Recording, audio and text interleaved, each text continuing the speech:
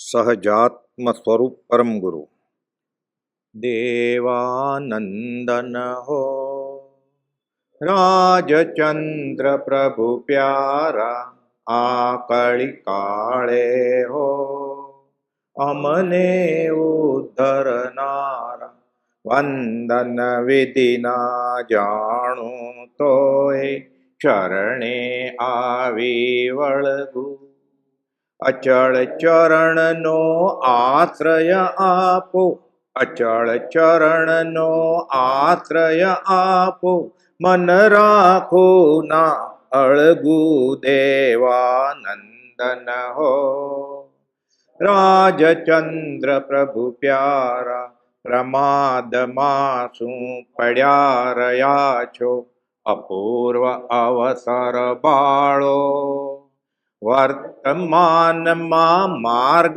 ખરે આ અનેક કંટક વાળો દેવાનંદન હો રાજચંદ્ર પ્રભુ પ્યારા ખસેડતા કાંટા પરિશ્રમથી અમને થાક ચડે જે અંતર આત્મા કે પ્રભુ જાણે અનુસરતા ન નડે એ દેવાનંદન હો રાજચંદ્ર પ્રભુ પ્યારા આ કળી કાળે હો અમને ઉદ્ધરનારા વર્તમાનમાં જ્ઞાની હોત તો કેળ ન છોડત તેની વર્તમાનમાં જ્ઞાની હોત તો કેળ ન છોડત તેની છેલ્લો શિષ્ય હતો વીર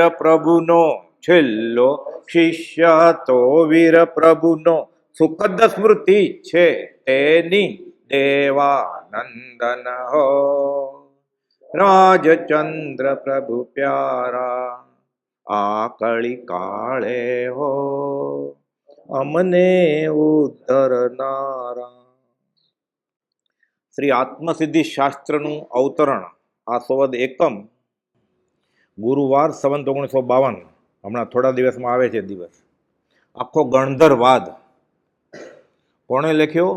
2 ચોપડી ભણેલા પુરુષે અને 2 ચોપડી ઘરેથી ભણેલા. કાશી જઈને સંસ્કૃત શીખ્યા નહોતા. પદ્ધતિસરનો વ્યાકરણનો સંસ્કૃતનો પ્રાકૃતનો અભ્યાસ નહોતો. વવાણિયાની ગામડી નિશાળ અને આખો ગણધરવાદ લખાય કેવી રીતે? શું કહે છે કે વર્તમાનમાં જ્ઞાની હોત તો કેડ ન છોડત તેની. એની કેડે ચડી. નાનું છોકરું માની કેડેથી ઉતરે જ નહીં. પછી એ સંડાસ પેશાબ કરવા જાય ને તો એ સાથે જ જાય. રડે મૂકે તો નીચે. એટલે પહેલાના જમાનામાં તો ઠલ્લે જંગલમાં જતા એટલે કાચમાં રાખી પડવું, છોકરું રાખી મૂકવાનું લટકેલું, સંડાસ પેશાબ કરે તો કેડ ન છોડત કે વર્તમાનમાં જ્ઞાની હોત તો. એટલે કૃપાલદેવ ત્યારે આત્મસિદ્ધિ રત્ના સંવત 52 કરી ત્યારે એણે શા માટે કરી કે બીજો કોઈ જ્ઞાની હોત અને કરત તો અમે આ મહેનત કરત નહીં. આ કાંટાળો માર્ગ અમે સાફ કરત નહીં. અમારું મન જાણે છે કે કેટલી મહેનત પડી અમને, પણ બીજો કોઈ નથી એવો. અમારી દ્રષ્ટિમાં કોઈ એવો આવતો નથી. એટલે લખનાર પ્રત્યે જ નજર જાય છે કે છે. ક્યારે? 150 વર્ષ પહેલાંની વાત છે, 125 વર્ષ પહેલાંની વાત છે. તો હવે પડતા કાળમાં હવે આત્મજ્ઞાની વધતા જતા હશે. એટલે કહે છે ત્યારે વર્તમાનમાં જ્ઞાની હોત તો કેડ ન છોડત તેની અને અમે આ બધી મહેનત ન કરત. પણ બીજો કોઈ અમારી નજરે દેખાતો નથી એટલે લખનાર પ્રત્યે દ્રષ્ટિ જાય છે. એટલે પોતા પ્રત્યે આ પત્ર લખે છે એના ઉપર. હું નહીં, હું તો આત્મા છું કે ઉદય પ્રયોગ એ લખશે. પછી ખાલી એક જ વાક્ય કૃપાલદેવનું ખબર પડે ને તો આ બહુ પુણ્ય કર્યા પૂનથી આ માનવ દેહ મળ્યો છે એળે ન વયો જાય.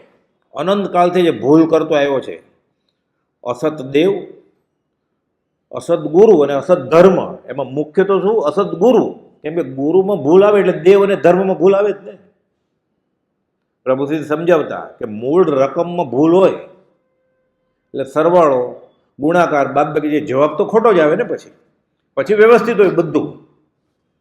30 એકા 30 સુધી આવડતું હોય કેલ્ક્યુલેટર વગર, 29 એકા 29 નવા આવડતું હોય એને. પણ આંકડો જ ખોટો હોય એટલે જવાબ તો ખોટો જ આવવાનો ને. એટલે વર્તમાનમાં જ્ઞાની હોત તો એની કેડ ન છોડત, પણ કોઈ નથી એટલે લખનાર પ્રત્યે દ્રષ્ટિ જાય છે પછી લખી. તો આ કોણ હતો આ પુરુષ? પોતે જ લખે છે કે જે પુરુષનું દુર્લભપણું ચોથા કાળને વિશે હોય. આપણે વધારે લાગે ને, અતિશયોક્તિ લાગે. ચોથા કાળમાં કોઈ નહીં હોય. ભગવાન મહાવીર સ્વામી વખતે એમ કે એની સાથે કેવળીય હતા બધા. ચોથો કાળ અત્યારે મહાવિદ્ય ક્ષેત્રે છે તો શ્રીમદ રાજચંદ્ર જેવા કોઈ ન હોય. 20 તીર્થંકર છે એકંદરે અને 2 કરોડ કેવળી છે એક આમના પ્રમાણે. તો કે અમારી જેવો કોઈ ન હોય ત્યાં. તો બધા કેવળી છે તો એ બધા સર્વસંગ પરિત્યાગી છે, કોઈ ગૃહસ્થ નથી. 12 થી ગૃહસ્થ દશા હોય અને પરિપૂર્ણ સ્વરૂપ જ્ઞાન થયું હોય એવો ચોથો કાળમાં કોઈ ન મળે. જે પુરુષનું દુર્લભપણું ચોથા કાળને વિશે હતું. એટલે સિમંદર સ્વામી છે, બીજા 19 તીર્થંકર છે, 2 કરોડ કેવળી છે, બધા સર્વસંગ પરિત્યાગી છે ને. 12 થી ગૃહસ્થવાસમાં હોય અને જ્ઞાન પૂર્ણ હોય એવો પુરુષ કે અમારી જેવો ચોથા કાળમાં ન મળે. એ પુરુષ આપણને 5મા કાળમાં મળે. તો આપણે કેમ વ્યાખ્યા શું છે 5મા કાળની અને ચોથા કાળની? વ્યવહારમાં કંઈ તકલીફ નહીં. પહેલાં તો 15 દિવસે સીમેલ દરિયા વાટે પત્ર આવે, પછી એરમેલ શરૂ થયા અને હવે તો 1 સેકન્ડમાં ફોટા સાથે ખબર પડે. રીચ વોશિંગ્ટન, રીચ ન્યુયોર્ક, મફત, એક જ પૈસાનો ખર્ચો થાય, ફોટા સાથે આવે કે હું પહોંચી ગયો છું હસતા હસતા. તો વ્યવહાર તો બહુ શોધ થઈ છે મોટી. 3 કલાકમાં અમદાવાદથી મુંબઈ પહોંચી જવાય. હમણાં થોડા વખતમાં એવું શરૂ થશે. એટલે વ્યવહારે પડતો કાળ નથી કાંઈ. વ્યવહારે તો આ અભ્યુદય કાળ છે. પરમાર્થમાં જ્યારે સત્પુરુષ કે મોક્ષનો માર્ગ બતાવે એવો પુરુષ ન હોય, આ પડતો કાળ કહેવાય. ચોથા કાળમાં હોય, 5મા કાળમાં ન હોય, ક્વચિત જ હોય. એટલે ઊંડા અવરસપણી કાળ. એમાં ખરાબમાં ખરાબ દુષમ કાળ તો ઘણા 5મા રહ્યા. આ દુષમમાં દુષમ પાછો છેલ્લેથી પહેલો નંબર. એટલે આને ધીઠ ઊંડા અવરસપણી કાળ કહેવાય. આવો ક્યારેક અછેરો છે, ક્યારેક જ થાય આવું. એ આ કાળમાં જન્મ્યા. એટલે કે જે પુરુષનું દુર્લભપણું ચોથા કાળને વિશે હતું. અમારી જેવા પુરુષ ક્યારેય ન હોય. કેના જેવા? શ્રીમદ રાજચંદ્ર જેવા. એ પંચમ કાળમાં આપણને મળ્યા છે. તો આપણે 5મા વારો છે ને, રડે જેની પાસે 5મા વારો પ્રવર્તો હોય, દુષમ કાળ હોય, ઊંડાવર્મી કાળ હોય. જેને સત્પુરુષ મળ્યા, સત્પુરુષનો બોધેલો ધર્મ મળ્યો, એને પંચમ કાળ કેનો? દુષમ કાળે તું મળ્યો રાજનામ ભગવંત. પંચમ આરે રે તું મેં મિલાવડી, રૂડો રાખ્યો રે રંગ. કોણ કે છે? યશોજી મહારાજ મલ્લિનાથ ભગવાનના સ્તવનમાં કે છે. તો મલ્લિનાથ ભગવાન તો 19મા તીર્થંકર. યશોજી મહારાજ તો હમણાં છે 250 વર્ષ પહેલાં. તો ક્યાં મળ્યા? મળ્યા એણે મેળવ્યા. પ્રત્યક્ષ કરવા પડે. આપણે તો પ્રત્યક્ષ હસ્તલિખિત પત્રો, આત્મસિદ્ધિ શાસ્ત્ર કુપોદેવે લખેલું આપણી પાસે છે. મલ્લિનાથ ભગવાનનું લખેલું કાંઈ તીર્થંકર ત્યાં પછી કોઈ તીર્થંકરે કલમ ઉપાડી જ નથી. યશોજી મહારાજ પાસે નહોતું તો એણે પ્રત્યક્ષ કર્યા અને કહે છે કે પંચમ આરે રે તું મેં મિલાવડી, રૂડો રાખ્યો રે રંગ, ચોથો આરો રે ફરી આવ્યો ગણ. સૌભાગી કહે છે, વાચક યશ નહીં, સૌભાગ્ય છે. પ્રભુશ્રીજી કહે છે, અંબાલાલભાઈ કહે છે, જોઠાભાઈ કહે છે કે મારે તો ચોથો આરો ફરી આવ્યો. ચોથા પછી ચોથો ફરીવાર. અછેરા થાય ને તો અછેરો જ છે. 12થી આ ગૃહ દશા અને પરિપૂર્ણ સ્વરૂપ જ્ઞાન 187મા પત્રમાં લખે છે. પરિપૂર્ણ સ્વરૂપ જ્ઞાન તો હાંસલ થયું જ છે. તો લોકનું જ્ઞાન છે. હાથમાં પડેલા આમળાની જેમ 14 રાતલોક દેખાય છે. અમારે જોવું નથી કે છે. પરિપૂર્ણ સ્વરૂપ જ્ઞાન તો થયું છે. તે મૂકીને હવે લોકાલોક પ્રત્યે જવાનું કેમ બનશે? આત્મજ્ઞાન થઈ ગયું હોય ને, આત્મજ્ઞાન નહીં, સાધક હોય ને સાચો મુમુક્ષુ, એને હિમાલય કે નાયગ્રા ફોલ જોવાની ઈચ્છા ન હોય, મિસિસિપી નદી જોવાની ઈચ્છા. સાચો સાધક હોય એને જ્ઞાનીના વચનમાં શ્રદ્ધા છે કે આ જીવ 14 રાતલોકમાં બધે રખડી આવ્યો છે. એમ ભગવાન મહાવીર અને અનંત 24 કહી ગયા છે કે આ હતો, છે અને હશે. તો શું જોવાનું બાકી છે? આત્મા સિવાય બધું જ જોયું છે એણે. એટલે સામાન્ય ઉચ્ચ કોટીના સાધક કે મુમુક્ષુની આ ઈચ્છા વહી જાય પછી તો કુપોલની ઈચ્છા હોય કે અહીંયાથી બેઠા બેઠા વવાણીયાથી હું મિસિસિપી નદી જોઈ શકું, કે અમેરિકાના પ્રેસિડેન્ટ શું કરે છે જોઈ શકું. એટલે કહે છે 187માં પત્રમાં કે પરિપૂર્ણ સ્વરૂપ જ્ઞાન થયું છે તે મૂકીને લોકાલોક પ્રત્યે અમારે જવું નથી, જોવું નથી કંઈ. એટલે પછી નીચે લખે છે જૈનનું કેવળ જ્ઞાન અમારે નથી જોતું. તો કેનું કેવળ જ્ઞાન જોઈએ તમારે? આત્માનું. જૈનનું કેવળ જ્ઞાન એટલે શું? અત્યારે જે વ્યાખ્યા પ્રચલિત છે, કોઈ પણ દેરાસર કે અપાસરમાં જઈને પૂછો તમે કેવળ જ્ઞાન એટલે શું, તરત જ જવાબ મળશે. હાથમાં પડેલા આમળાની જેમ 14 રાતલોક દેખાય. આત્મા દેખાય કે નહીં, આ વાત જ નથી, ઉડી ગઈ છે. એટલે કુપોલદેવ કટાક્ષમાં કહ્યું કે જૈનનું કેવળ જ્ઞાન અમારે નથી જોતું, અમારે આત્માનું કેવળ જ્ઞાન જોઈએ છે. કયું? આત્મસિદ્ધિની 113મી ગાથા, કેવળ નિત સ્વભાવનું અખંડ વર્તે જ્ઞાન. એ તો કે જ છે કે અવિકલ સમાધિનું ધ્યાન અમારે એક ક્ષણ પણ મટતું નથી. વચનામૃત 329. છેલ્લે લખે છે 951માં અવ્યાબાસ સ્થિરતા છે અમારે, એમ આત્મામાં જ છીએ. એટલે સતત આત્માનું અનુસંધાન છે. આ થઈ ગયું છે એટલે આકાશી ભગવાનને પડકાર કર્યો એણે 680માં, એ નાથ, હું જૈન ધર્મની આ બધી વાત કરું, લોકોને મહાવીરને માર્ગે ચડાવું તો પુણ્ય બંધાય ને. એટલે ભગવાન રાજી થાય તો ક્યાંક આપે ને, માગ. આપણે માનતા માનીએ તોય રાજી થાય એમ ઘણા સમજે છે, દોરા ધાગા કરે તોય, નારિયેળ લઈને ચડે તોય પાલતાણા. તો વિતરાગનો માર્ગ પ્રભાવ ના કરે એને ક્યાંક તો ફાયદો થાય ને, એટલે પ્રસન્ન થાય. એટલે કહે છે આગોતરા જામીન કે નાથ, તું અમને તુષ્યમાન થઈને શું આપવાનો હતો? તારી પાસે છે મારી પાસે છે. તારી પાસે આત્મા છે ને, તો મારી પાસે આત્મા છે. કે તારી પાસે કેવળ જ્ઞાન છે, મારી પાસે કેવળ જ્ઞાન છે. તારી પાસે મોક્ષ છે, મારી પાસે મોક્ષ છે. એટલે 680માં લખ્યું, તારા અભેદ સ્વરૂપમાં રમણતા થવાથી હવે મોક્ષની ઈચ્છા નથી. પહેલા હતી કે નાનો હતો ત્યારે, એ તો હું એક થઈ ગયા. હવે લેવા દેવાની કડાકોટથી છૂટા થયા છીએ આપણે. બનારસી દાસજી સમયસર નાટકમાં લખે છે, લેવે કો ન રાહી ઓર, ત્યાગી કો નાહી ઠોર, બાકી કહા ઉભર્યો જો કારજ નવીનો હે. એટલે ગુજરાતીમાં કુપોલદેવ લખ્યું એમાં ભગવાનને કે લેવા દેવાની કડાકોટથી અમે છૂટા છીએ. તારી પાસે છે એ બધું મારી પાસે છે, તો એ તો મોક્ષમાં છે. તો કે મારી પાસે મોક્ષ અહીંયા છે. ઈડરમાં કહ્યું ને 55માં સમાગમના 5મે દિવસે મુનિઓ આ બેઠા છે તે સિદ્ધ, અને જેના ઉપર બેઠા છે સિદ્ધ શિલા. તારીખવાર સ્થળ સાથે બનેલી હકીકત છે આ તો. એટલે સિદ્ધ ભગવાન પાસે, તીર્થંકર પાસે જે છે શ્રીમદ રાજચંદ્ર પાસે છે. કે તું અમને શું આપવાનો હતો? ન સમજાય એટલે આપણને ત્યાં અભિમાન કર્યું છે. એટલે નીચે છેલ્લા ફકરામાં લખ્યું પછી આ વચનો પરમાત્માપણાના અભિમાનપણાથી અમે લખ્યા નથી, હસ્તાક્ષરમાં લખેલું છે એણે. તો કોણે લખ્યું? પાછું લિખિતનમાં લખ્યું એને. લિખિતન ઓમ શ્રી મહાવીર. રાજચંદ્ર રજુએ મહેતા નહીં, હું મહાવીર થઈ ગયો છું કે. એટલે લખ્યું ઓમ શ્રી મહાવીર. પછી લખ્યું આ કાળના લોકો જીરવી નહીં શકે, એટલે કાઉન્સમાં અંગત લખી નાખ્યું. એ અંગત હતું તો બહાર આવી ગયું, કોકને પૂર્ણ હશે આપણામાંથી, એટલે ઉઘાડું થઈ ગયું. મગન પપ્પા વાત કરતા વડવા આશ્રમમાં અને અગાસ આશ્રમમાં ભાઈશ્રીના વખતમાં ને પછી પણ ઊભા થઈને બધા 680મો પત્ર બોલે. વચનામૃતમાં છપાતો નહોતો, કોઈની હિંમત જ નહીં છાપવાની. મારે કાંઈ જોતું નથી, તારી આગળ છે એ મારી આગળ છે, આવું છપાય? ઓમ શ્રી મહાવીર સહી કરી હોય એવું. પહેલી, બીજી, ત્રીજી, ચોથી ને 5મી આવૃત્તિ મારી આગળ છે એ કોપી, એમાં છે જ નહીં 680મો પત્ર. બધા મોઢે બોલે, મુખપાઠ કરેલા પત્રો નિત્યક્રમમાં. કેમ વડવામાં છે અમુક પત્રો, અગાસમાં છે, એટલે ઊભા થઈને બોલે. લખવાની હિંમત નહીં કોઈની, છાપવાની હિંમત નહીં. બ્રહ્મચારીજીના હાથમાં આવ્યું 1951માં પરમ શ્રુત પ્રભાવક મંડળનું પ્રકાશન ખાતું, કે એણે લખ્યું છે મારે લખવું છે, મારું ક્યાં છે? કે તો ગૃહસ્થમાં હતા તો કે અમારા રામને કૃષ્ણ પરણેલા જ હતા. કે વાણિયાભાઈ ભૂલી ગયેલા ત્યારે કે અમારા 24માંથી 22 તીર્થંકર પરણેલા હતા. ભૂલાઈ જાય, ઇતિહાસ જલ્દી ભૂલાઈ જાય. એટલે જ્ઞાની ઓળખાય નહીં. પછી આ ઇતિહાસ ભૂલાવો ન જોઈએ. એ જ્ઞાનીનો ઉદય પ્રયોગ, ભોગવલી કર્મ આપણને વ્યવહાર સંકિત થાય ને પછી જ સમજાય. નિયમ છે. આપણે જ્યારે ચોથું ગુણસ્થાનક આવે, વ્યવહાર સંકિત ખાલી દેવગુરુ ધર્મની શ્રદ્ધા કે આ સાચું જ છે મહાવીરનો માર્ગ, ત્યારે જ્ઞાનીનો ઉદય પ્રયોગ બુદ્ધિથી સમજાય. આપણને શૈક સંકિત થાય 7મું ગુણસ્થાનક, ત્યારે આપણને એનાથી આગલાવાળાની દશા ખબર પડે. આ નિયમ છે.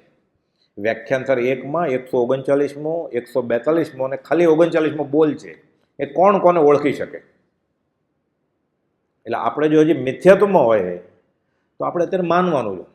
આમાં લખ્યું છે એ હું ઓળખતો નથી મોક્ષ શું, કેવળ જ્ઞાન શું, ભગવાન શું, સિદ્ધ શું, એ તમે કહ્યું એ મંજૂર. તોય છૂટવાનો અવકાશ છે. ના હું ઓળખું છું, મેં લાઇબ્રેરીમાં વાંચ્યું છે ને ગુંઠાણા બધા.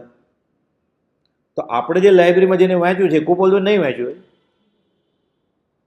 એ એમ કહે છે કે એક શ્લોક સંભાળતા, વાંચતા, વિચારતા હજારો શાસ્ત્રનું ભાનથી ઉપયોગ ફરી વળે છે. વૈશાખ સુદ 6 સંવત 1956 અમદાવાદમાં જ કહ્યું, ભીમનાથની જગ્યાએ. પોપટલાલ મોહકચંદ અને સોમચંદ માસોગ્રામ હતા, મુનિઓ હતા બધા. એટલે આપણે ઘણીવાર અપ્રશસ્ત શાસ્ત્રીય અભિનિવેશ આવી જાય. 661માં લખ્યું છે કે અમને કોઈ કહ્યું છે, કાં તો વાંચ્યું નથી, અમને ફલાણા વાંચન કરે કહ્યું છે કે આ ગુંઠાણા એટલે આમ ગૃહસ્થ દશામાં આ દશાથી ઉપર ન જઈ શકે. તું કોણ છો? એ બોલે છે કઈ દશામાં છે? ગૃહસ્થ જ છે ને. એના નેણ વેણ સેનથી ખબર પડી જાય કે હજી મુમુક્ષતા નથી એમાં. એ ગુંઠાણા કેવી રીતે માપી શકે? ગુંઠાણા સમજવા માટે છે ભાવની અપેક્ષા ઓર છે. વચનામૃત 62 આ કેમ સમજાય? એણે ગુંઠાણાના જ્ઞાન વગર કહ્યું છે કે હું મહાવીર છું, અમે પરમાત્મા સ્વરૂપ થયા છીએ. છેવડો પડે એવું છે, પ્રતિક્રમણ થઈ જાય એવું છે. આ બોલ્યા છે. એટલે એને લખવું પડ્યું કે જે પુરુષનું દુર્લભપણું ચોથા કાળને છે. હવે જૈન શાસ્ત્રને આધારે 63 શલાકા પુરુષ ચારિત્રમાં હેમચંદ્રાચાર્ય મહારાજે ભગવાન મહાવીરનો પરિવારની વાત કરી છે. એટલે કૃપાદેવ કહે છે કે છેલ્લો શિષ્ય હતો વીર પ્રભુનો, સુખદ સ્મૃતિ છે તેની અમને યાદ આવે છે.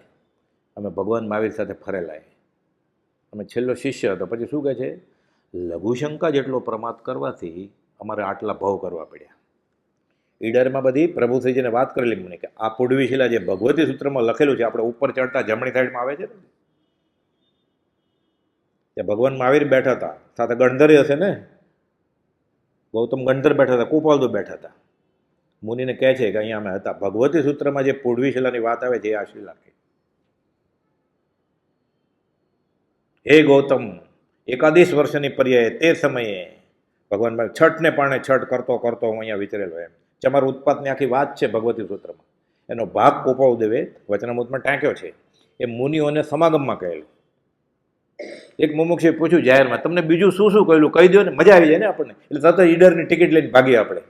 તો કે તમને કહેવાનું બધું નથી કીધું, કે તે કહેવાનું કયું છે અમે કહી દીધું તમને બધું, કે એને સાચા માનજો, આટલું કહેવાનું છે તમને. કે સંતના કહેવાથી મારે પરમ કુપાલદેવનું શરણું માન્ય છે. કે એણે તો ઘણું કહ્યું છે, બધું કહેવાનું નથી કહ્યું. કે તમને ધારસીબેન ના પાડે તો પ્રભુશ્રીજીએ પોક મૂકીને રડ્યા.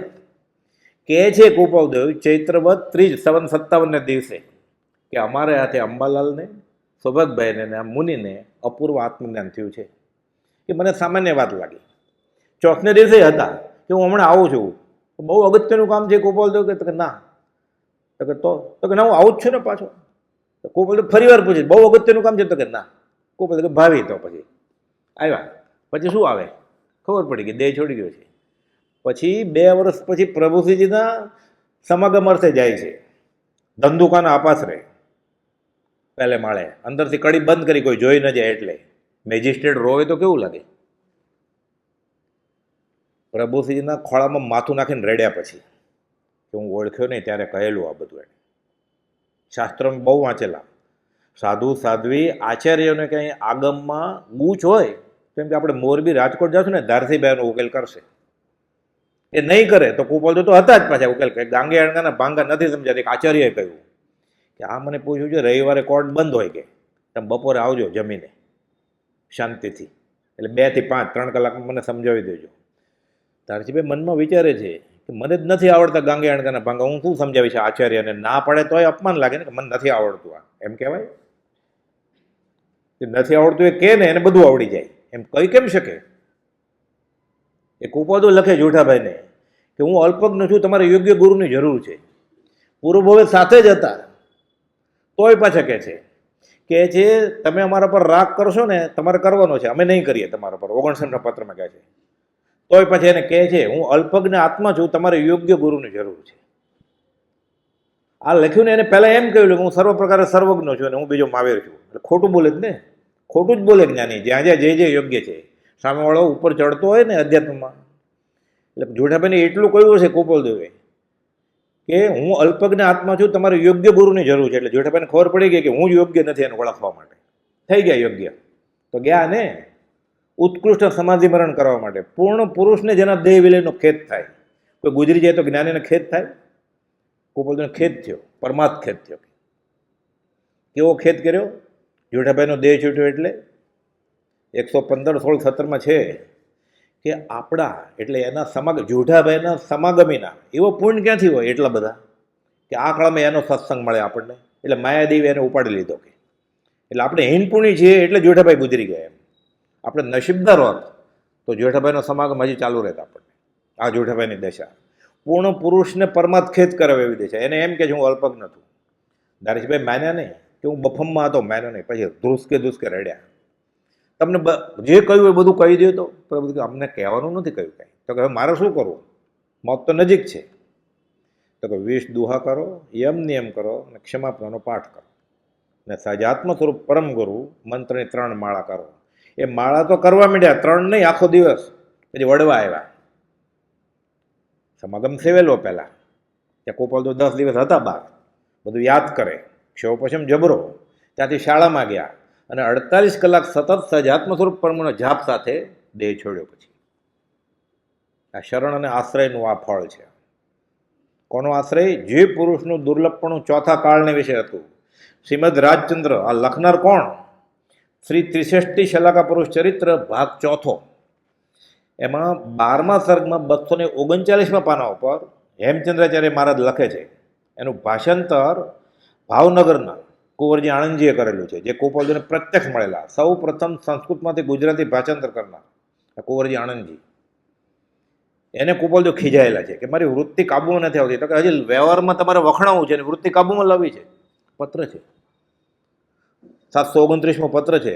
લોકોમાં હજી તમે મોટા દેખાવ એવું તમારે કરવું છે. લોક દ્રષ્ટિનું વિચક્ષણ પણ અને લોક માન્ય ધર્મ શ્રદ્ધાવાન પણ. લોકો તો મને ધર્મિષ્ઠ કહેશે કે આ ધર્મિષ્ઠ છે, વિચક્ષણ છે. આ તો પ્રત્યેક ઝેરનું ગ્રહણ છે અને વૃત્તિ કાબુમાં આવી જશે તમારી. એણે આખા 63 શલાકા પુરુષ ચરિત્રનું ભાષાંતર કર્યું છે. એમાં 239મા પાના ઉપર છે કે જે પુરુષનું દુર્લભપણું ચોથા કાળને વિશે. ચોથો કાળ કેવો હતો? શ્રી વીર પ્રભુને. એટલે આપણે આત્મસિદ્ધિનું અવતરણ, આત્મસિદ્ધિ લખનાર કોણ છે? પુરુષ પ્રતિથી આવે તો વચન પ્રતિથી આવે ને. એટલે આત્મસિદ્ધિ એટલે આત્માની સાબિતી થઈ જાય કે હું આત્મા છું, એટલે કામ પતી ગયું અધ્યાત્મનું. એ ગૌતમ ગંધર્વને નહોતું ભગવાન મહાવીર નાતા મળ્યા ત્યારે. હમણાં આવશે વાત. એટલે આત્માની સિદ્ધિ એટલે આત્માની સાબિતી. આચરણ સૂત્ર મુખ્ય આગમ ગણાય. સૌથી પહેલું તો દ્રષ્ટિવાદ. ગૌતમ ગંધર્વ કે છે ભગવાન આટલું અઘરું છે, મને સમજતા તમારો સમાગમ છે એટલે સમજાય છે, નહીં તો અઘરું પડે એવું છે. તો સામાન્ય માણસ કેમ સમજશે? એટલે બાજુમાં રાખીને પહેલું આચરણ સૂત્ર લખાણ. ઇતિહાસ છે જૈન ધર્મનો, એમાં આમ લખ્યું છે કે પહેલાં દ્રષ્ટિવાદ લખેલું, બહુ અઘરું લાગ્યું લોકોને. એટલે ગૌતમ ગંધર્વ કહે છે કે તમારો સંગ અમને છે એટલે અમે તો સમજશું, પણ બીજાનું શું થશે પછીના કાળમાં. એટલે એ માંડવળ થયું અને આચરણ સૂત્ર લખ્યું. એના પહેલા શ્રુસ્કંદના પહેલા અધ્યયનના પહેલા ઉદ્દેશકના પહેલા શ્લોકમાં લખ્યું છે. ગોપાલદેવ ટાંક્યું છે વચનામૃતમાં કે આ જીવ આવ્યો છે ક્યાંથી? પૂર્વથી, પશ્ચિમથી, ઉત્તરથી, દક્ષિણથી, ઉપરથી, નીચેથી કે કોઈ અનેરી દિશાથી. આ જેને નથી ખબર એ જંબુ મેં શ્રી મુખેથી આમ સાંભળ્યું છે. સુધર્મ સ્વામી કહે છે આ જીવ પ્રત્યક્ષ મિથ્યા દ્રષ્ટિ જાણવો. આપણે ક્યાં જાણીએ છીએ? એટલે આપણે બધા મિથ્યા દ્રષ્ટિ છીએ ને. એટલે પરોક્ષે પણ માન્યતા થાય કે હું પહેલાં હતો, અત્યારે છું, એ તો ખબર છે, અનુભવાય છે આપણને, સુખ દુઃખ વ્યવહાર બધું. અને પછી પણ ક્યાંક હઈશ એટલે આત્મા છે ને. આત્માની સિદ્ધિ થઈ ગઈ, આત્મસિદ્ધિ. કોઈ પૂછ્યું બ્રહ્મચારી કે આત્મસિદ્ધિ નામ કેમ રાખ્યું છે? આખા આગમ 14 પુરનો સાર છે. તો કે અમે પૂછેલું પ્રભુશ્રીજીને. પ્રભુશ્રી ગોપાલજીને પૂછ્યું એને કે આ નામ કેમ આત્મસિદ્ધિ રાખ્યું છે?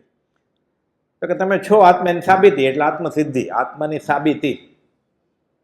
આ જેને થઈ ગયું એને અધ્યાત્મનું 99.99% કામ થઈ ગયું. તો ત્યાગ વૈરાગ જંગલ ઉદય પ્રયોગી. વ્યવહારનો ઉદય છે તો ઘરબારી હશે, ત્યાગનો ઉદય છે તો બાવાજી હશે, સંન્યાસી હશે. એને આત્માનું શું છે? આત્મા સાધુ હોય, આત્મા ઉપાધ્યાય હોય, આત્મા આચાર્ય હોય, આત્મા તીર્થંકરે ન હોય તો તીર્થંકર તો નામકર્મ છે. આત્મા આત્મા જ હોય. એટલે કુપોદો લખ્યું છે 664મા પત્રમાં ત્યાગ પણ અકર્તવ્ય ભાવે કર્તવ્ય છે.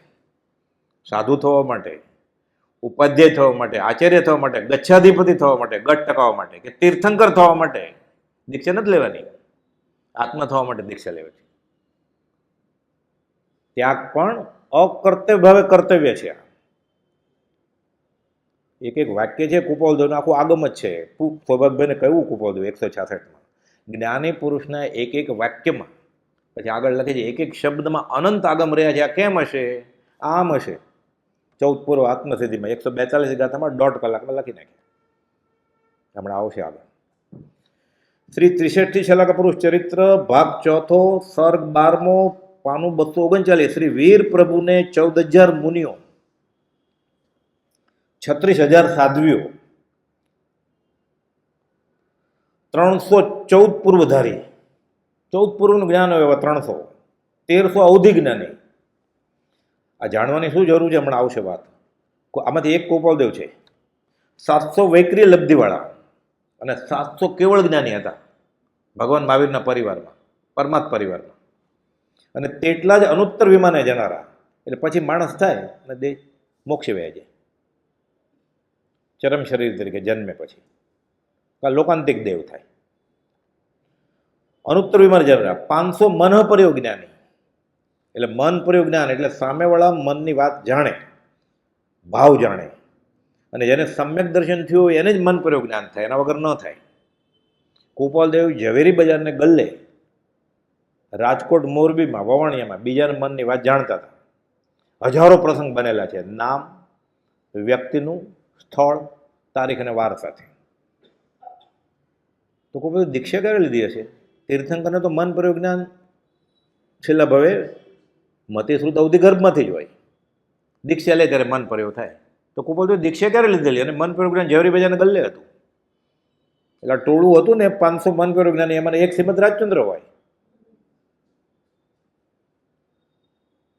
મહાવીર સ્વામીનો પરિવાર છે પરમાત્મા. 500 મન પ્રયોગ જ્ઞાની, 1400 વાદી અને 1,59,000 શ્રાવકો અને 3,18,000 શ્રાવિકાઓ, એટલો પરિવાર થયો. આમાંના એક એમ કે છે લઘુશંકા જેટલો પ્રમાદ કર્યો, એટલે નાની એવી ભૂલ કરી, એટલે અમારે આટલા ભાવ કરવા પડ્યા. મોતીલાલ ભાવસરને કહે છે નડિયાદના, પ્રમાદમાં શું પડ્યા રહ્યા છો? અમે લઘુશંકા જેટલો પ્રમાદ કર્યો એટલે અમારે આટલા ભાવ કરવા પડ્યા. તમારી સામે સત્પુરુષ ઊભા છે કે, તો તમારું શું થશે કે? અને પાછી કહે છે જે પુરુષનું દુર્લભપણું, એટલે આ મહાવીર સ્વામીના આ પરિવારમાં પણ ગૃહસ્થવાસમાં હોય અને આવી દશા હોય એવો કોઈ ન હોય. કુપોલદેવ આ દશાના પુરુષ છે. અત્યારે 500 મન પ્રયોગ જ્ઞાની હતા, 700 વૈકરી લબ્ધિવાળા હતા, 1300 અવધિ જ્ઞાની હતા. થોડીક જ ભૂલ કરી ને તો ત્યારે વયા જાય મહાવીર સ્વામી સાથે જ મોક્ષ. એમાં શાસ્ત્રમાં વાત આવે છે લઘુ શંકા એટલે એકી જવાની હાજત થઈ. ખાલી શબ્દાર્થ પકડીએ તો, વાચ્યાર્થ પકડીએ તો અને ભાવાર્થ પકડીએ તો, ત્યારે એમ આવે છે વાત કે ભગવાન મહાવીર વર્ણન કરતા હતા કે 5મા આરાના બધા જીવો અનાથ હશે ધર્મની બાબતમાં. અને વિતરાગનો માર્ગ જે શાશ્વત માર્ગ છે એ છાણણીથી છળાશે. ગલીએ ગલીએ નવા પંથ ઊભા થશે. છાણણીથી છળાય એટલે બધું નીચે પડી જાય ને.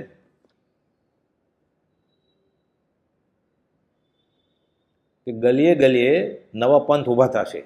જેટલા શિષ્ય એટલા જ ગુરુ હશે. 5-6 શિષ્ય ભેગા થશે, એમાંથી એક બોલતા કે ગાતા આવડતું હશે કે તર્કવાદી હશે, એને ગુરુ બનાવી દે. અને ઓલા 4 વધે નહીં, એને પગે લાગવા માંડે. વાત આવે છે શાસ્ત્રો પ્રભુજી સમજાવતા. એક ચેલો કહ્યો મને તમને ચેલો બનાવો. કે ના, તું લાયક નથી. કે લાયક ઉમેદવારને જ ચેલો બને, ગમે એને થોડો ચેલો બનાવી નાખાય. તો કે ના, બનાવો. હઠ પકડે છે. તો તમે કયો એ કરવા તૈયાર છો? ત્યારે મેં કહ્યું ને કે તું લાયક નથી, તું લાયક થાય ત્યારે તું આવતો રહેજે, લાયક થાય ત્યારે બનાવીશ. તો કાંઈ નહીં, ગુરુ બનાવી દો. આ એવો કાળ છે. એટલે અસદગુરુ છે ને એ મુમુક્ષુ કહેવાને લાયક નથી. આ સમજી જવાનું. આ જ્યોમેટ્રીની ફોર્મ્યુલા છે. સાધકને તો ખબર હોય કે હું ખોટી જગ્યાએ વળી ગયો છું, એટલે ઉખડી જાય ને.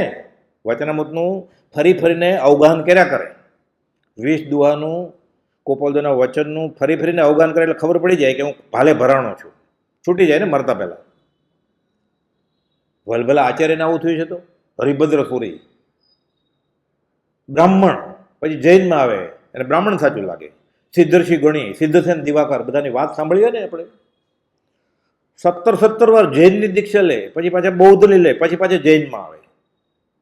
એટલે ખબર પડી ગઈ વિતરાગનો કહેલો પરમ શાંતનો ધર્મ પૂર્ણ સત્ય છે. એટલે સાધક દશામાં હજી એને છૂટવાનો ચાન્સ છે, તક છે. ગુરુજી થઈ ગયો છે, બીજાને પમાડવા બેસી ગયો છે, એ ક્યારે છૂટે આવે જો ખોટો હોય તો? એટલે કે હું લાયક ન હોઉં શિષ્ય થવા માટે મને ગુરુ બનાવી દો. કે આ એવો કાળ છે તો કૃપાલદેવ સાંભળે છે કે આ બધા જેવો અનાથ હશે તો હું જાઉં તો બીજાનું ભલું કરવું એ કર્મ છે ને. સવિજીવ કરવું શાસન રસી એ તીર્થંકર નામ કર્મ બંધાઈ જાય. અત્યારે સિમંદર સ્વામીને ઈચ્છા નથી ઉપદેશ દેવાની. કૃપાલદેવે તો ઉપદેશ છે એમાં લખેલું છે સામાન્ય સત્પુરુષને પણ સમ્યક દર્શન થાય પછી બીજાને બોધ દેવાની ઈચ્છા ન હોય ઉદયપૂર્વકે બોલે, આખી રાત પણ બોલે અથવા 5 મિનિટ બોલીને વયા જાય. સામાન્ય સત્પુરુષને ઉદયપૂર્વકે જ બોલે. ઉદયપૂર્વકે 1000 પત્રો લખ્યા, ઉદયપૂર્વકે એકી કલમે આત્મસિદ્ધિ લખી. તો જ્ઞાનીને આવું હોય? ત્યારે કર્મ બંધાઈ ગયું છે, હવે ક્યાં જાય? એટલે તીર્થંકર નામ કર્મ પણ કર્મ જ છે. આત્મા તીર્થંકર ન હોય, આત્મા આત્મા જ હોય, સહજ આત્મ સ્વરૂપ હોય. આ કર્મ પૂરું થશે આવતી 24ના 5મા, એક આમને પ્રમાણે 12મા તીર્થંકર અહીંયા થશે, ત્યારે સિમંદર સ્વામીનું કર્મ પૂરું થશે, તીર્થંકર નામ કર્મ, ત્યારે મોક્ષ જશે. ત્યાં સુધી ખમવું પડે. હવે ક્યાં જાય? હવે શરીર રૂપી જેલમાં રહ્યો. એ પૂર્ણ જ્ઞાન છે એટલે હર્ષોક નથી, અને આપણે તો લાભનું કારણ છે. કર્મ ઉદય જીનરાજનો ભવિજન સહાયક થાય, આપણે ફાયદો છે. પણ એ જ્યાં સુધી જેલમાં તો છે જ ને, છૂટ્યા નથી ત્યાં સુધી. એક પરમાણુ માત્ર ન મળે, સ્પર્શ ના થાય. આહાર પરિણામ પણ એક પરમાણુનું નહીં, કિંચિત માત્ર ગ્રહવું સુખનો નાશ.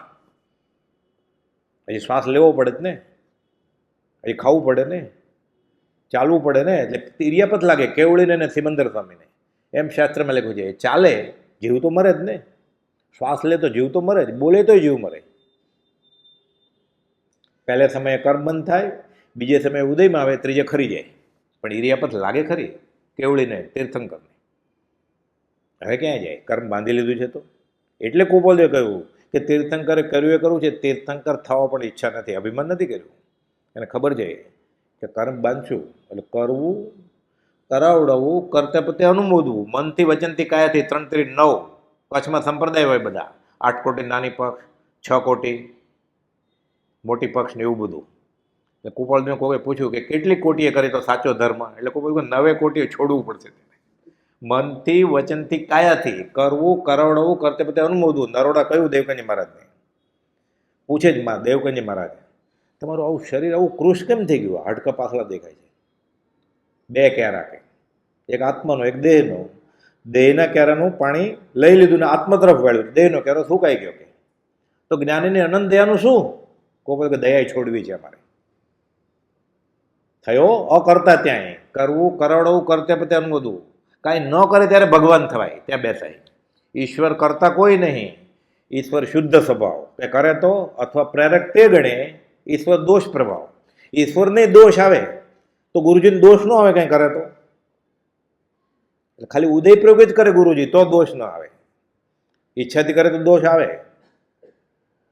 આ આત્મસિદ્ધિની ગાથા છે બધી, આગળ આવશે. હજી આત્મસિદ્ધિ શું છે એટલું ખબર પડી જાય તોય ઘણું ઘણું. એટલે આમાંના એક એમ કે છે, આ બધામાંના એક શ્રીમદ રાજ્ય કહે છે કે લઘુશંકા જેટલો પ્રમાદ કરવાથી અમારે આટલા ભાવ કરવા પડ્યા. તો કૃપાલદેવની દશા કઈ હશે ત્યારે? ત્યારે જ મન પૂર્વક જ્ઞાન હશે. આ 500માંથી એક હશે માનો. એ અત્યારે જન્મ્યા શ્રી ગુરુરાજ જગતિત કારણે કરવા ઉદ્ધાર. વારી જાઓ વારને. કે તમે હવે પ્રમાદમાં શું પડ્યા છો? મુનિઓને કહે છે 500 જોજન ઉઘાડે પગે વિહાર કરશો ને, આવા સત્પુરુષનો જોગ નહીં બાજે. કે તમારી સામે ઊભા છીએ અમે. અને મોતીલાલ ભાવસરને કહ્યું કે અમે મહાવીર સ્વામી સાથે હતા, તમે હજી પ્રમાદ કરો છો? કે ઘેર બેઠા ગંગા છે તો. એટલે મોતીલાલ ભાવસરને આપણને કહ્યું છે, આપણે સમજી લેવાનું. ક્યારે પણ કોઈ પણ પત્ર વાંચે ને, આ પત્ર મારા ઉપર લખેલો છે એમ માનવાનું. પ્રભુશ્રીએ કહ્યું, સૌભાગભાઈ ઉપર નહીં, જેઠાભાઈ ઉપર નહીં, અંબાલાલભાઈ ઉપર નહીં, એ બધા કામ કરી ગયા. અધમાધમ અધિકોપતિ સકળ જગતનો હોય એને માટે હશે કે આપણા માટે? 264મો પત્ર ક્યાં તો એને માટે છે, મારા ઉપર નથી લખ્યા. આપણા ઉપર છે. અધમાધમ અધિકો પતિત કોણ? હું ને. એ ભગવાન હું બહુ ભૂલી ગયો. મોક્ષ મળે એટલે કોણ? એ ભૂલી ગયા જ્ઞાની, કે હું ભૂલી ગયો, કે હું શરીર નહીં આત્મા છું, આ જ ભૂલી ગયો હું. મૂળાનો અર્થ આ છે. એ ભગવાન હું બહુ ભૂલી ગયો.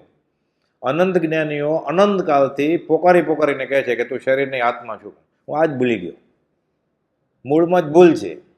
રેતીના પાયામાં 35 માળનો ટાવર થાય, ગમે ત્યારે પડે ને. એટલે અનંતકાળથી આપણે રખડીએ છીએ. અનંતકાળથી આથડ્યો ન મળ્યા ગુરુ શુદ્ધ સંત. હવે દુષ્મ કાળે તું મળ્યો, રાજ નામ ભગવાન. એટલે ચોથો આરો ફેરી આવ્યો ગણો. વાચક યશ કહે ચંગ, સૌભાગી કહે ચંગ. સવકભાઈ તો કોઈ બોલતો પત્ર લખે છે આ બધું મળ્યું એટલે. આગળ આવશે લંબાણમાં કે અનંતકાળથી આ જીવ રખડે છે એક જ કારણને લીધે, કે જન્મ મરણના જ્ઞાન નથી. પૂર્વેના જ્ઞાનને માનવા અને વર્તમાનના જ્ઞાન ન માનવા, એને લીધે આ ગાંઠ પડી ગઈ છે. જો આ ગાંઠ છૂટે તો જીવ છૂટે. તો તમે કોઈ કે મારી આગળ ભાષાના પૂતગલ નથી એટલે કુપોલને પત્ર લખ્યો સૌભાગભાઈએ કે તમે સારી રીતે ક્યાંક ગોઠવો અને અંબાલાલને આપો તો ચોપડીમાં છપાય, એટલે વચનામૃતમાં છપાય. ત્યાં તો યોજના તો હતી જ. એટલે કુપોલને સલાહ આપે છે સૌભાગભાઈ કે મારે તમને કહેવાય નહીં, પણ મારી પાસે ભાષાનું બહુ જ્ઞાન નથી, તમે વ્યવસ્થિત રીતે લખો. પણ આ ભૂલ રહી ગઈ છે જીવની, કે અનંતકાળથી જન્મ મરણ થયા કર્યા છે એ આ ગાંઠને લીધે, કે પૂર્વેના જ્ઞાનીને માનવા આકાશી ભગવાનને અને વર્તમાનના જ્ઞાન ન માનવા. એ પ્રત્યક્ષ સદગુરુ સમ નહીં, પરોક્ષ જેન ઉપકાર. પ્રત્યક્ષ સદગુરુ સમ નહીં, પરોક્ષ જેન ઉપકાર. એવો લક્ષ્ય થયા વિના ઉગે ના આત્મવિચાર. એટલે સંકિત નહીં, આત્માનો વિચાર જ નહીં ઉગે. આત્મસિદ્ધિની 11મી ગાથા છે. આપણે ગાતા હોય એટલે અર્થ ન સમજાય. કેવી વેધક વાત છે આત્મસિદ્ધિ, કે જીનેશ્વર ભગવાન કરતા મારા ઉપર શ્રીમદ રાજચંદ્રનો વધારે ઉપકાર છે આ વેદાય, ત્યારે આત્માનો વિચાર ઉગશે તમે. ત્યારે સંકિતે થઈ જાય, ક્ષયિક સંકિતે થઈ જાય. ઘણી વાર અંતર્મુખમાં કેવળ જ્ઞાને થઈ જાય. થાય તો બધાને 15 ભવ ન થાય, કઈ 2 ભવે થાય, 3 ભવે થાય, ત્યારે થઈ જાય. તે ભવે કે ભાવિ વાત થોડા કાળે સ્વસ્વરૂપમાં સ્થિતિ થઈ જાય. પણ આ સિદ્ધાંત ગ્રંથ છે ને એટલે બધું કોન્સન્ટ્રેટેડ છે. આ બધું એક એક ગાથાના અર્થ કરવા જાય ને તો આખો ગણધરવાદ થઈ જાય. હમણાં એટલે આ ગણધરવાદ નામ આપ્યું છે. હમણાં આવશે. આ બધામાંના એક એવા શ્રીમદ રાજચંદ્ર કહે છે કે લઘુશંકા જેટલો પ્રમાદ કરવાથી આટલા ભાવ કરવા પડ્યા. હવે જન્મથી જ અજ્ઞાન યોગીપણું નથી. 450માં પત્રમાં કહે છે કે જન્મથી જ દેહ ધર્યો ત્યારથી જ એને અજ્ઞાન યોગીપણું નથી. એટલે સંકિત લઈને આવ્યા છે ભગવાન મહાવીર પાસેથી. તો મહાવત ત્રીજ ગુરુવાર સંવત 1947 સંકિત શુદ્ધ પ્રકાશ્યું રે ધન્ય દિવસ આવો. એ સાક્ષાત અનુભવ પ્રાપ્તિની વાત છે. વચનામૃત 201. સૌભાગભાઈ પૂછ્યું હમણાં કેમ છે તમારી દશા? તો કે આજે સવારે સાક્ષાત અનુભવ પ્રાપ્તિ થઈ છે અમને. એટલે બેફાટ આત્મા અનુભવ હોય એની વાત છે. સંકિત તો જન્મથી લઈને જ આવેલા. બધું તારીખવાર સાથે લખેલું છે વચનામૃતમાં કુપોલદેવે. એના હસ્તાક્ષરમાં છે આ બધા પત્રો. કે તમે પૂછ્યું એટલે કહું છું કે આજે સાક્ષાત અનુભવ પ્રાપ્તિ થઈ છે. એટલે ધન્ય દિવસમાં આવે છે ને, આપણે ગાતા હોય એટલે બહુ ઉપયોગ ન રહે આપણો. સંવત 1947 સંકિત શુદ્ધ પ્રકાશ્યું રે શ્રુત અનુભવ વધતી દશા નિજ સ્વરૂપ અવભાસ્યું રે જન્મ દિવસ આવો. આ 201માં લંબાણમાં લખ્યું છે કુપોલદેવે કે આ દિવસે થયું અમને. વ્યવહારે તો કાંઈ ધન્ય નહોતું. કારમો ઉદય હતો વ્યવહારનો. ત્યાં આવ્યો રે ઉદય કારમો પરિગ્રહ કાર્ય પ્રપંચ રે. તો કહે છે ધન્ય દિવસ આવો. કેમ? આત્મા અનુભવાઈ ગયો. ભલે ને વ્યવહારની તકલીફ હોય. કોઈ આપણે એમ કે બે હાડકા પગને ભાંગી જાય છે પણ ક્ષયિક સંકિતતા છે, આપણે આ પડીએ કે નહીં? ખોટું ખોટું એ પડી જ દે ને. એટલે કહે છે કારમો ઉદય છે વ્યવહારનો અમારો. તો તમે ધન્ય દિવસ કરો છો તો હા અમારા કર્મ તો ખપે છે ને, અમને ક્ષમતા છે.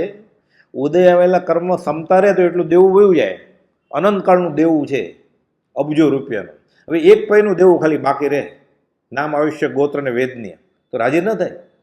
એટલે કહે છે એટલો ત્યાં આવ્યો રે ઉદય કારમો પરિગ્રહ કાર્ય પ્રપંચ રે. પાછું જેમ જેમ તમે હડસેલીએ તેમ વધે ન ઘટે. તોય ધન્ય ધન્ય કે ધન્ય રે દિવસ આવો.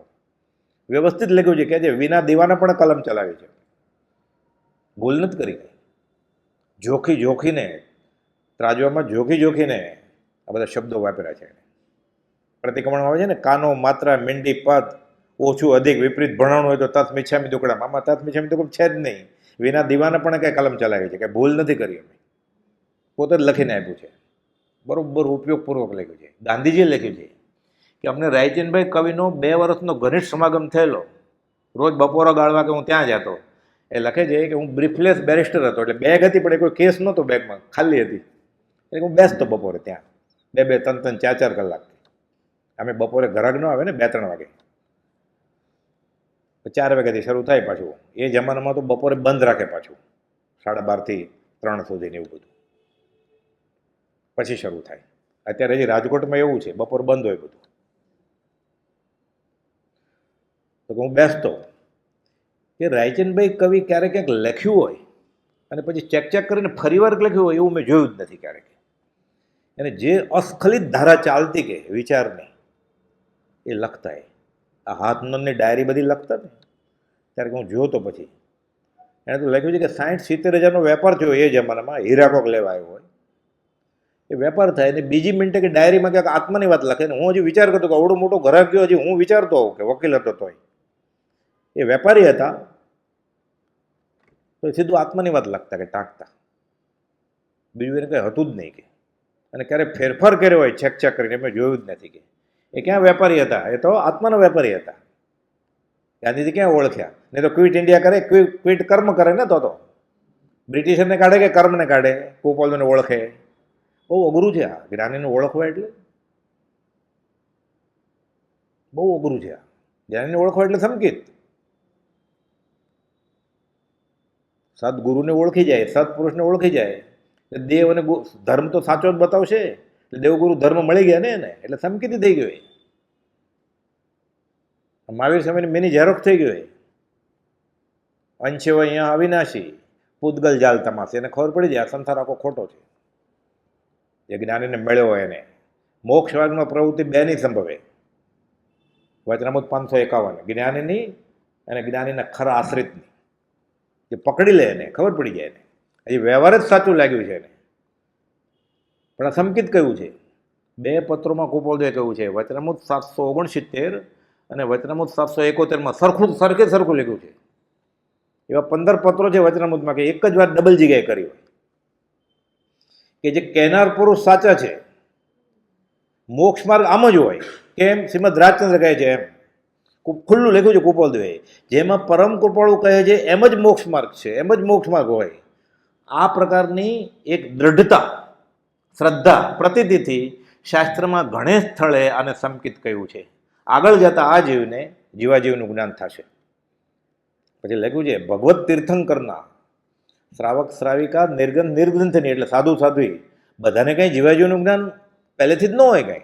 આજે દીક્ષા લઈ લે કાલે સંકિત થઈ જાય. પણ એની માથે જે છે ને એ આત્મજ્ઞાની હોવા જરૂરી છે. તો નવકર મંત્રમાં પ્રવેશ મળે, નમો લોહે સૌ શ્રાવણમાં. નહીં તો શું થાય? એ ન હોય નમસ્કાર કરીએ તો વેશને નમસ્કાર કરીએ જ ને. તો આ અરિયન સિદ્ધ આચાર્ય ઉપાધ્યાયને સાધુ આ સંજ્ઞાવાચક નામ નથી, આ ગુણવાચક નામ છે. એટલે ગુણને નમસ્કાર કરવાનો છે, વેશને નહીં. એટલે પંચ પરમેષ્ટિમાં ક્યારે દાખલ થાય? આત્મજ્ઞાન હોય તો જ. પણ પહેલે દિવસે કેવી રીતે આત્મજ્ઞાન થઈ જાય? દીક્ષા લેતો. બીજે દિવસે કેવી રીતે થઈ જાય? 6 વાગે સવારે મુહૂર્ત કાઢેલું લોચનું, 8 વાગે લોચ કર્યો એટલે 9 વાગે આત્મજ્ઞાન થઈ જાય. પણ એના આત્મજ્ઞાની હોવા જોઈએ. એટલે કુપોલદેવ ફોર્મ્યુલા લખી, મોક્ષ માર્ગમાં પ્રવૃત્તિ 2ની છે, આત્મજ્ઞાનીની તેના ખરા આશ્રિતની. કાંઈ બાકી રાખ્યું જ નથી કુપોલદેવે. ખરો આશ્રિત હોય તો એના નેણ વેણ થઈને ખબર પડી જાય ને. પછી જમવા બેસે ભોજનાલયમાં, પછી ઠપ કરીને મીઠું માગે, ઓછું હોય તો સાકર માગે, એટલે ખબર પડી જાય કે આત્મજ્ઞાન નથી. એ સાકર માગે એનો વાંધો નથી, જેટલી ખાવી હોય એટલી ખાય, સ્વામી વાત્સલ્ય છે, વાંધો નથી, મફત છે. પણ એને માગ્યું એટલે ખબર પડી ગઈ કે આત્મજ્ઞાની ન હોય, એ આત્મજ્ઞાનનો આશ્રિત ન હોય. એ આત્માર્થ નથી આવ્યો, ખાવા માટે આવ્યો છે, સાબિત થઈ ગયું ને. એના નેણ વેણ અને શેણ ઉપરથી ખબર પડી જાય. એટલે કુપોલદેવ કહે છે કે અજ્ઞાન યોગીપણું આ દેહ ધરો ત્યારથી જ નથી. અને પછી કહે છે કે જે પુરુષનું દુર્લભપણું ચોથા કાળને વેશે તેવો આ પુરુષ. અને પછી લખે છે અત્યારે આ કાળે 322માં લખે છે કે તીર્થંકરના માર્ગને, તીર્થંકરના આશયને સમજનાર, અંતરાશયને સમજનાર એવા કોઈક હશે તો અમે પહેલા નંબરે હશું. કેમ કે અમે એના ખરેખર અનુયાયી છીએ. અમે જે વાત કરીએ છીએ એ છૂટવાની જ વાત કરીએ છીએ. કે તો તમે કરો છો એ બધી મહાવીરની જ વાત છે, કે પણ એ કુળ માર્ગ છે. અમે કહીએ છીએ મૂળ માર્ગ છે.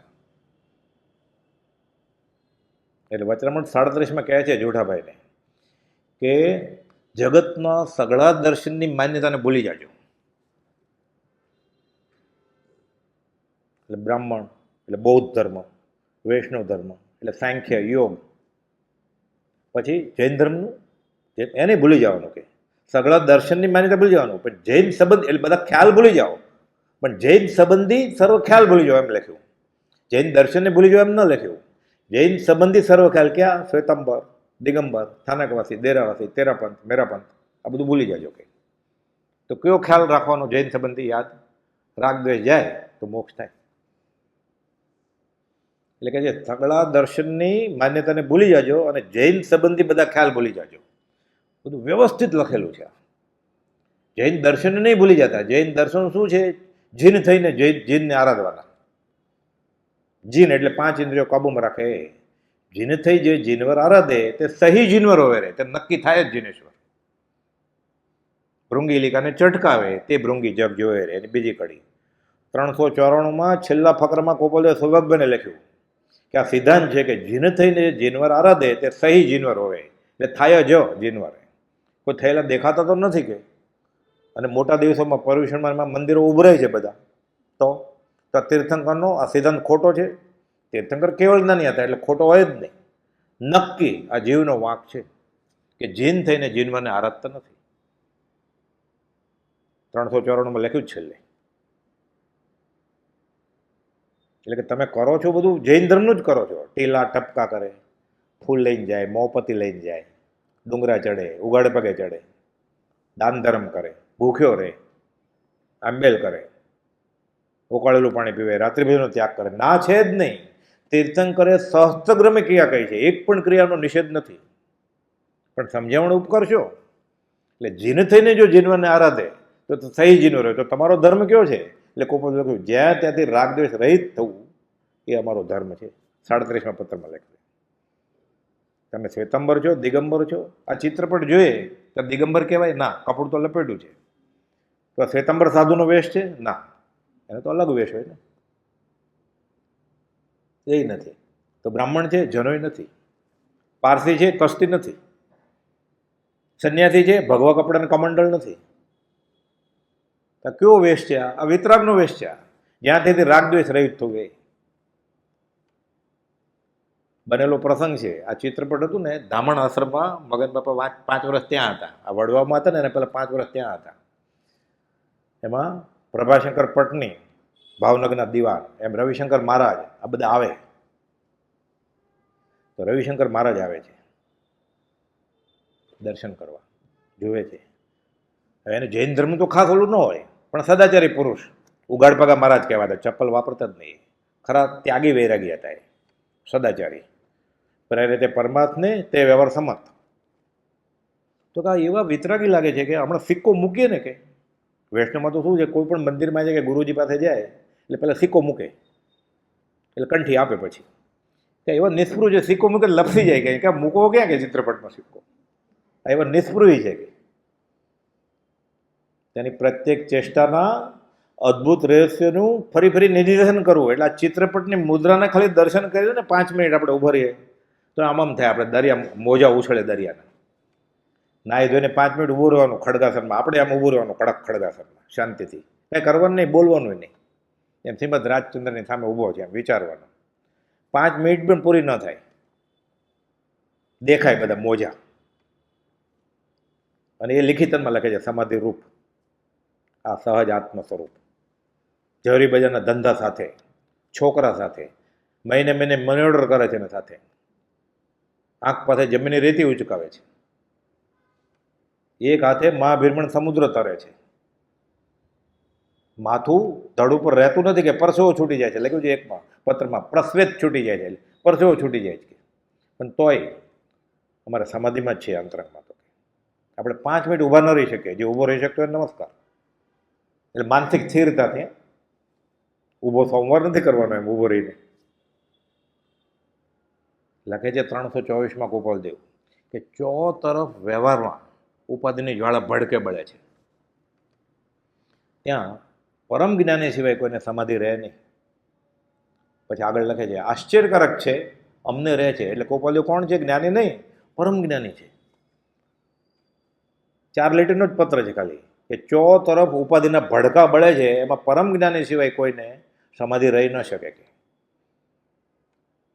આ બાજુ છોકરા, આ બાજુ પત્ની, આ બાજુ રવજી બાપાને મની ઓર્ડર કરવાનો, કમાતા જ નહીં કંઈ. મોક્ષ મળવાના ગ્રાહક કરવાના. હજી કમાવાનું શરૂ નહોતું કર્યું ત્યારે મોક્ષ મળે છપાવીને પાછા ગ્રાહક કરવાના. એ મુંબઈની ટિકિટના પૈસા ક્યાંથી લાવ્યા છે? 2-3 વાર તો મુંબઈ ગયેલા, અમદાવાદ આવેલા વવાણિયાથી. સાવ નાના હતા ત્યારે ધારસીભાઈને ઘરે ગયેલા ને, અવધાન કર્યા 9.5 વર્ષની ઉંમરે.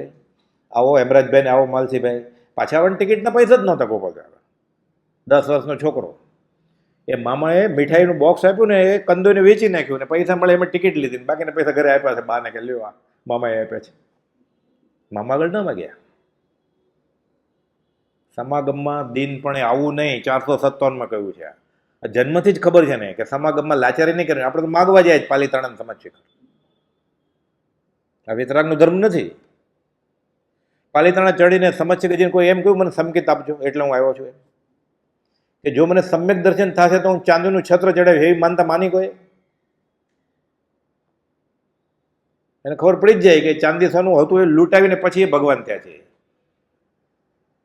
એટલે આપણે પાલીતાણા તો ઘણી વાર ગયા છું. આપણે ગીતે ગાયા, આપણે કાકરે કાકરે સિદ્ધ અનંતા સીજ્યા રે. એ જેને કાંઈ નહોતું જોતું એ બધા સીજી ગયા, જેને જોતું હતું એ બધા અહીંયા જ છે, રખડે છે. એ જીવ કે ઈચ્છા દબે હે ઈચ્છા દુઃખ મૂલ, જબ ઈચ્છા કા નાશ તબ મીટે અનાદિ ભૂલ. તો જવાનું જ છે પાલીતાણા સમાજ શિખર. એ માગવા કે હું માગવાનું બંધ થઈ જાય. હું એક માગવા આવ્યો છું કે અમારું માગણ વૃત્તિ બંધ કરી નાખો. આ જઈને માગવાનું ત્યાં એનું માદળિયું પહેરે, એનો દોરો પહેરે તો વસૂલ. જેની પ્રાપ્તિ પછી અનંતકાળનું યાચકપણું મટી સદાને માટે અયાચકપણું છે. એવો કોઈ હોય એને ભજો. એવો કોઈ હોય ક્યાં છે? સામે ઊભો છે. એટલે કે જે પુરુષનું દુર્લભપણું ચોથા કાળને વિશે હતું તો ક્યાં લિસ્ટમાં છે? આ 700 વૈકરી લબ્ધિ, 1300 અવધિ જ્ઞાની, 314 પૂર્વધારી, 500 મન પ્રયોગ જ્ઞાની. અને થોડીક જ ભૂલ કરી ખાલી, એ બીજાને ભલું કરવાની, લઘુશંકા જેટલો પ્રમાણ, તો એટલું કરવું પડ્યું. એટલે અહીંયા સુધી તો પહોંચી જ ગયેલું ને. એટલે કહે છે શાસ્ત્ર અમારા હૈયામાં છે, તીર્થંકરના હૃદયની વાત અમે કરીએ છીએ, સૂત્રને તેના પડખા ફરી વળ્યા છીએ. આગળ જઈને સૂત્ર લઈને ઉપદેશ કરવાની જરૂર નહીં પડે. લખે છે કેમ? તો કહે છે પૂર્ણ વિતરાગ જેવો બોધ અમને સહેજે સ્મરણમાં આવે છે.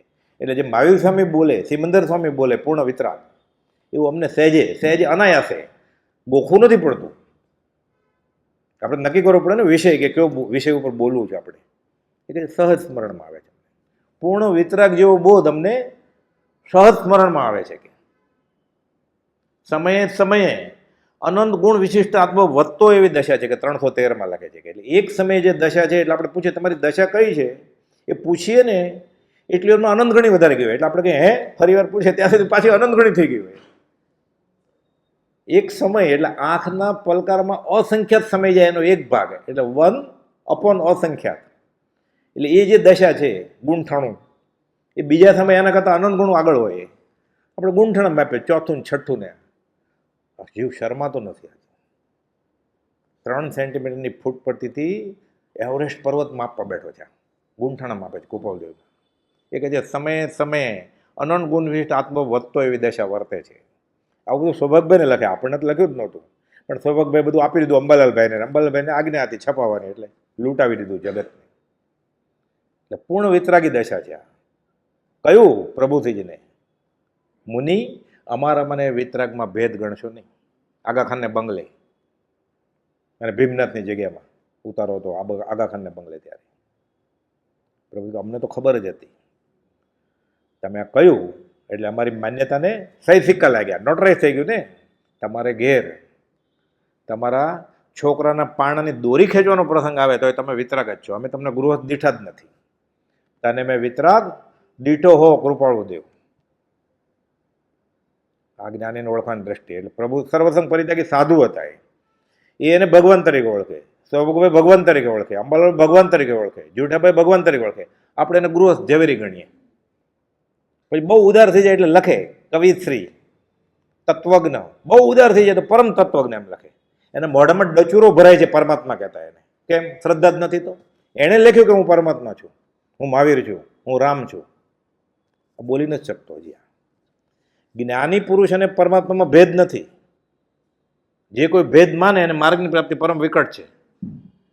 223મો પત્ર આ સિદ્ધાંત છે જૈન જૈનેતરમાં, કે જ્ઞાની પુરુષ એટલે સમકીતી ગુરુ અને પરમાત્મામાં ભેદ નથી. જે કોઈ ભેદ માને એને ધર્મની પ્રાપ્તિ વિકટ નહીં, પરમ વિકટ છે.